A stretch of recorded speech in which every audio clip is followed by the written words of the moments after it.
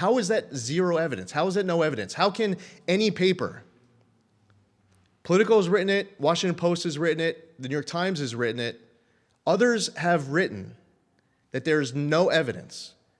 And now we're all together, and I'm glad that we are. And it's, it's April 21st? It's April 21st, 2025. Why should any story get written after today that says no evidence? Go ahead. Just a question, sir. Oh, sorry. Thanks, Lisa Friedman with the New York Times. Where has a judge said that this is fraud? I'm saying New York Times said it, Lisa. Lisa, if New York Times is going to write that there is no evidence. Not true, sir. We've written that that judges have not found. Okay, over the last accurate? few months, Lee Zeldin, administrator of the Environmental Protection Agency, has made explosive, you know this because you wrote it, has made explosive accusations against the Biden administration, accusing it of insane malfeasance in its handling of $20 billion in climate grants. Now, as a legal battle ensues over those funds, many of Mr. Zeldin's claims remain unsupported and some are flat out false. Why wouldn't you write that there is any evidence? Could you point us to where the judges have found that there's waste, fraud, Oh, and see, abuse, it's sir? not that easy for you, Lisa. See, because you guys are writing stories. These are your words. These aren't the judge's words. So if you want to ask the question, I'm referring to one of your stories.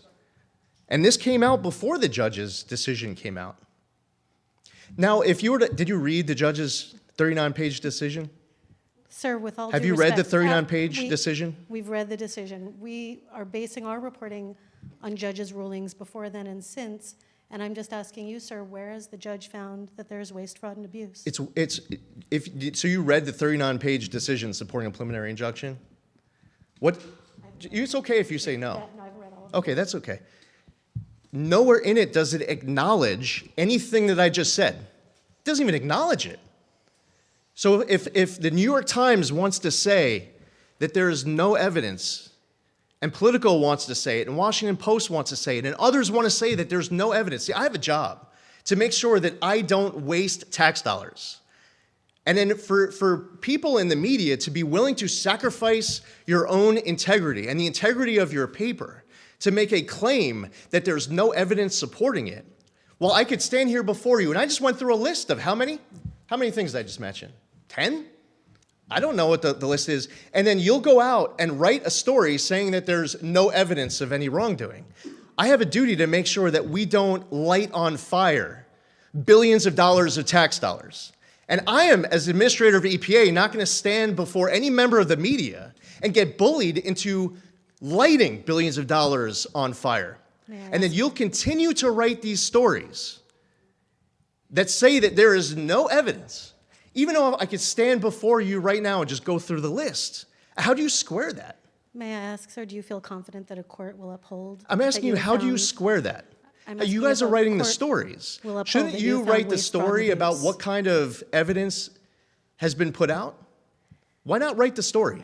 Why not write the story that says, hey, here's the 25 things that Administrator Zeldin says that he calls evidence, and then you could be critical of it if you want to. But how about instead of why would you not write that story? Could you speak though to why a judge has not supported this, has not said yes? The district court judge didn't even have jurisdiction to hear the case.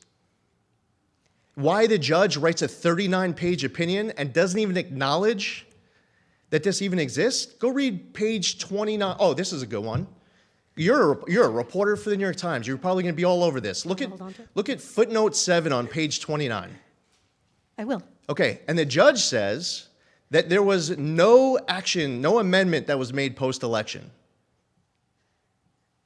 Well, I mean, I'm looking forward to the story that says, well, what about January 13th of 2025, 1 week before inauguration?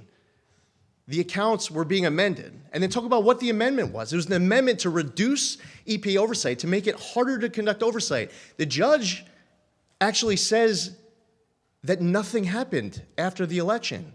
So I am imagining that you are going to be filled with so much outrage when you read that footnote to the judge's opinion that says that that doesn't even exist.